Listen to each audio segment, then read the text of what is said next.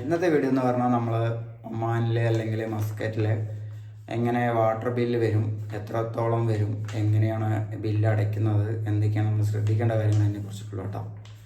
നമ്മൾ water bill വരുന്നത് 3 മാസത്തിലൊരിക്കലാണ് water bill വരിക.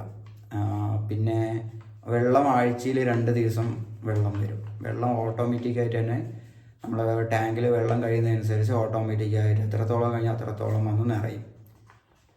അപ്പോൾ നമ്മൾ മെയിനായിട്ട് ശ്രദ്ധിക്കേണ്ട കാര്യം, നമ്മൾ വാട്ടർ ലീക്ക് എവിടെയെങ്കിലും ഉണ്ടെങ്കിൽ നമ്മളൊന്ന് ശ്രദ്ധിക്കണം. കാരണം എനിക്ക് പറ്റിയൊരു അബദ്ധം എന്ന് പറഞ്ഞാൽ, ഞാൻ അതിന് മുൻപിലെ മാസങ്ങളെല്ലാം എനിക്ക് വന്നത് 1 റിയാലാണ് വന്നത്.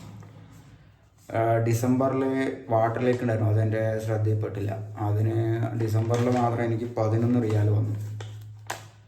പിന്നെ ഈ മാസം ജനുവരി ലാസ്റ്റാണ് ഏകദേശം കണ്ടുപിടിച്ചത്. അപ്പോൾ അതുകൊണ്ട് ആ മാസത്തെ ബില്ലും കൂടി വന്നിട്ടുണ്ട്, അത് 4,800 വന്നിട്ടുണ്ട്.